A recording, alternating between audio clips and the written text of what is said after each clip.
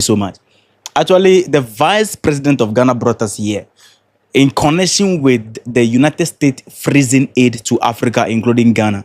The vice president of Ghana, who happened to be a woman for the first time, she made history recently when she was sworn in as the first vice female of Ghana in the history of Ghana. So she sent shocking wave across Ghana, Africa, and beyond. The vice president seems to be very disappointed in Donald Trump cutting aid to Africa, including Ghana. But I'm seeing a little bit contradiction here.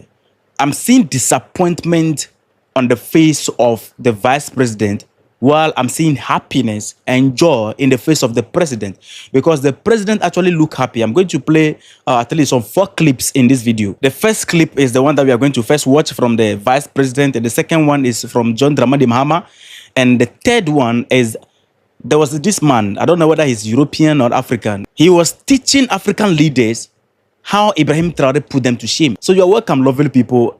This place is your home. You'll never be disappointed. If you're already on board, although some of you have not yet subscribed to my platform, you are contributing so much to the success of this platform. So I urge you to subscribe. You always pop up here because you believe that there's something meaningful here. So why not being part of the family? I don't know what is preventing you, but please do that. And if you're first time here, please, here is all about anything concerning Africa. So this is a Pan-African platform. Thank you. Now, let's first of all listen to the vice president of Ghana. Let me say this before we go forward. If it were to be in the days of Akufo-Addo, when the United States is ending aid to Africa and Ghana, the government would have asked us to pay U.S. aid levy. I'm telling you. But it's just a good thing. So the vice president of Ghana, whose name is Professor Jane Nana Opoku-Agyeman, she has expressed strong disapproval of U.S. President Donald Trump's decision to significantly reduce foreign aid, or let's say U.S. aid funding, to Africa, including Ghana. So in a discussion held on March 17th, 2025 at Jubilee House, the discussion was held between her and students from Harvard University and MIT. And at this particular discussion, when she took the floor, this is what she told the students. World and foreign aid, and I've heard the president of the country you are studying in slashing aid. You see, one of the questions we have now, he hasn't asked himself, how much leaves our continent to his country?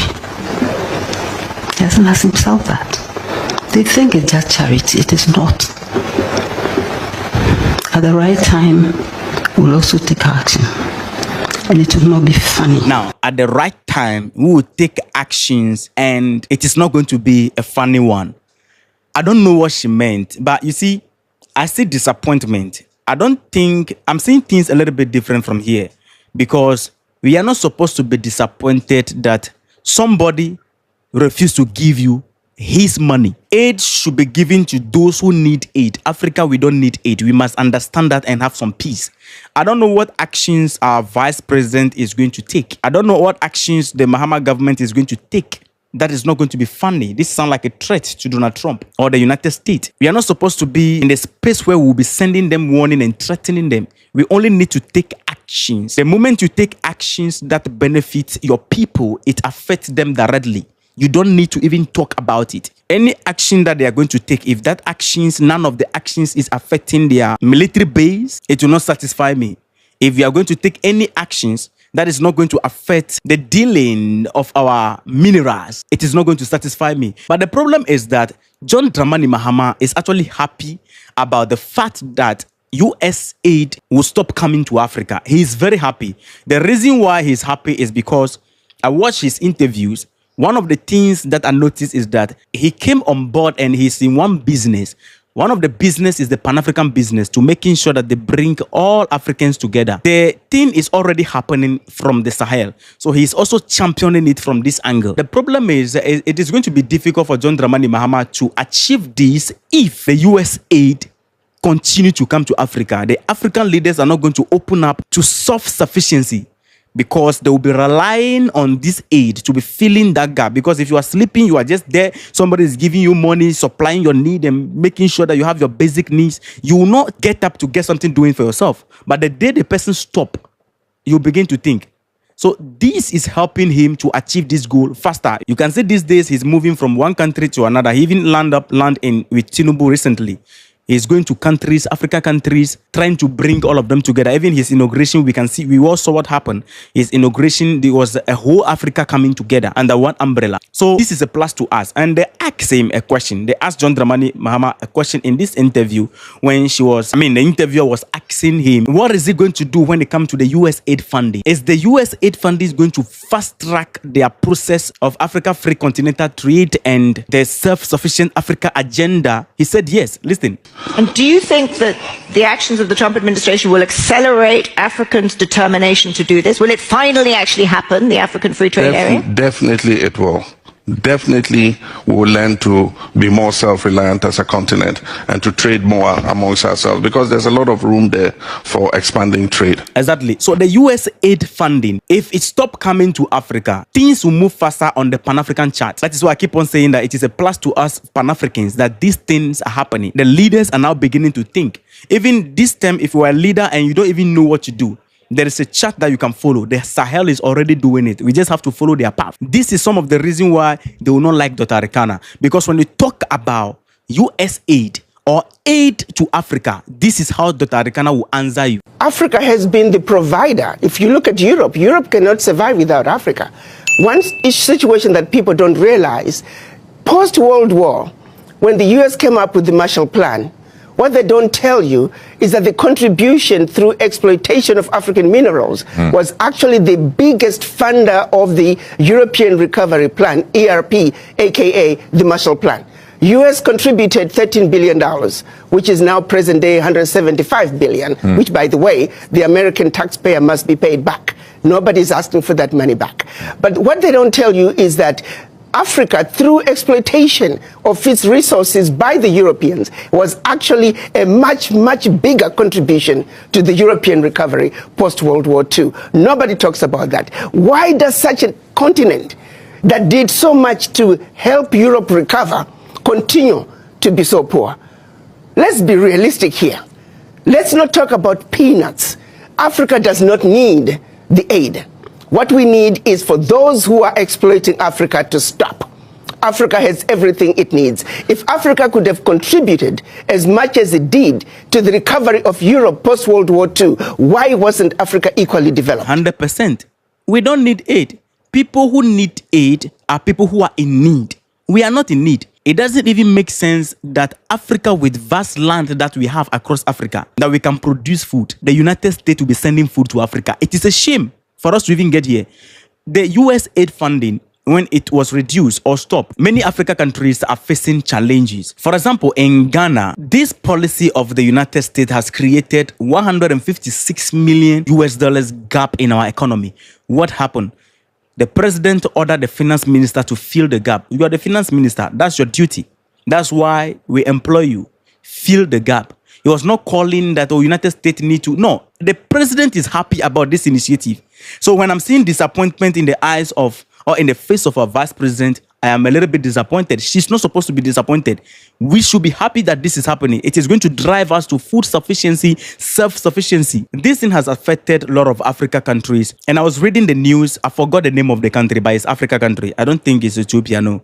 It's Africa country. What happened is that, what is happening in that country is that, I'll put the update maybe in my next video. So do well and subscribe. What happened is that the government was not in expectation. So they are taxing the citizens a lot. They put pressure on the citizens just to fill the gap. But in the case of Ghana, John Dramani Mahama is feeling it in a different way. When you go to Bokina, Faso, Mali, Niger, these people are the only people on the continent of Africa that they are not shaking. Because Ibrahim Traore has taken a step, taken a stand that they are going to produce their own food. Everything, including tricycle and milk and everything that have to do with daily activities of Bokina Faso. They are going to produce this. That is what we call self-sufficiency. I hate this issue of conferences and people threatening the United States, African leaders threatening the United States left and right. No, I hate that. Because Ibrahim Traore, the leader of Bokina Faso, is not calling for conferences. He is taking actions that will benefit his people, and then it is affecting them. This has been the chart. The logic behind the United States sending aid to Africa is practically flawed.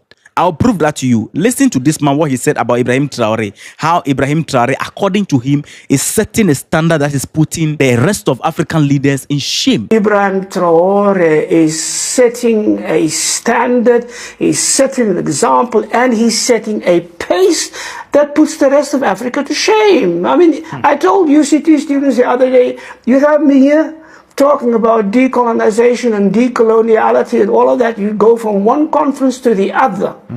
But are we doing anything about it? I don't see Traore calling conferences.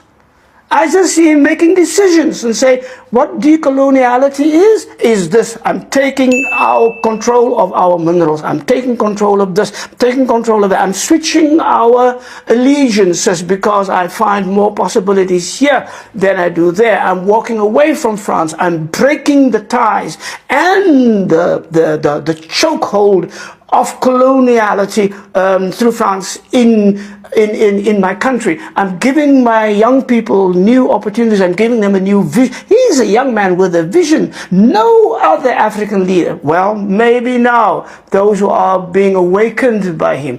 But that kind of singular vision, that kind of singular dedication, that kind of way, is that if I want to create a revolution that serves my people, I first have to learn to love my people.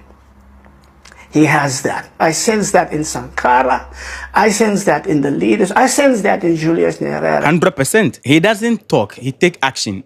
This is the man who told his people. This is what he's saying here. Let me just translate it directly. He said, look, don't you people think that we are afraid? We are not afraid of anybody. Because they feel, the imperialists feel that one day we will come to their country and open account there, then they will use our account to threaten us or whatever it is and put restriction on us not to visit their country. What is there in France or United States that I'm going to do that I can't do in Burkina Faso? If there is any life that we want to go and live out there, we need to build it in Burkina Faso. And he's asking them, is Burkina Faso not a big place enough for us to enjoy life? Exactly. He was asking them this question. He said, they should not be afraid because he's not even going to show up there any day, anytime. Because Burkina Faso is sufficient for him to do whatever he wants to do in Burkina Faso. This is leader. It is only African leaders that you see them moving from Africa to Europe to go and enjoy life. When you check the Francophone nations, Togo and Co., you see them going to, their leaders going to Paris. Those who are from the Anglophone side, you see them going to Washington, D.C. and whatever, New York. You are not going to see Xi Jinping, the president of China, going to the United States to do what? No. Whatsoever life you want to live, you can live it in China. You are not going to see Putin going to United States or whatever it is to go and enjoy life. Now, the problem is this. When you see the United States sending aid to Africa, that is to portray themselves as generous people, the logic is flawed. You see, it's a strategy to keep us where we are. Let me show you something. When you go to China and you want to go and buy, let's say, rice, okay, normal rice, 1,000 cargo and bring it to Ghana, Nigeria, whichever Africa country, they can fast track it immediately and you will have those bag of rice in your country with immediate effect. But go there that you're going to buy agricultural equipment in large scale. Go and see the frustration you will go through. Because the moment you begin to produce your food, their market is going to suffer. It is even a shame for us to have the report that the US aid funding has affected or impacted that in such critical interventions like malaria prevention, maternal and child health, nutrition, and the fight against HIV. What type of nonsense is this? Can't we handle these things in our country? How can these things be a problem to us? What is the point in somebody solving your health issues for you? You don't leave your health issues in the hands of other people. The day they sanction you, then a lot of people are going to die. So this is a plus to us. I'm enjoying this US aid funding. We are hearing that it's just a reduction. We want it to stop coming. I hope many of you are aware of the fact that the EU is in Burkina Faso. United States also is in Burkina Faso trying to work with Burkina Faso. And I told you that it's becoming difficult for them. The reason why the whole thing is becoming difficult is that if the United States want to help you when it comes to food, it is not to invest in your agriculture for you to be independent. They want to provide food for people. Burkina Faso said, no, we don't want that on the ground. We want to see actions. This is the reason why it's becoming difficult for the United States to work with Burkina Faso right now, or the Europeans to work with Burkina Faso. The foreign ministers are insisting that if you want to help in the fight against hunger, invest in agriculture. We have the lands, invest there. So I've been watching them. They've been going to Burkina Faso, coming back. EU will go, come back. US will go, come back. It's not clicking because the policies and the standard that Burkina Faso have set is not part of their dealing. That is not how they deal with nations. So it's becoming difficult for them to work with them. And Burkina Faso, these people are very smart. So they set the standard like that and they are not reducing it. They just keep it like that. They know that with that standard, it will be difficult for them to work with. And African leaders should even be thankful that there's a young man doing these things on the continent that they have to follow. When they tell you people you are busy buying V8 for your ministers, living extravagant lifestyle, these people, they are buying excavators, agricultural equipment, investing in agriculture. African leaders, all of them need to calm down, think properly how to make sure that they put themselves at the level where even if all the European nations are sanctioning Africa, Africa will still be standing tall. That is where we are supposed to drive our fight to.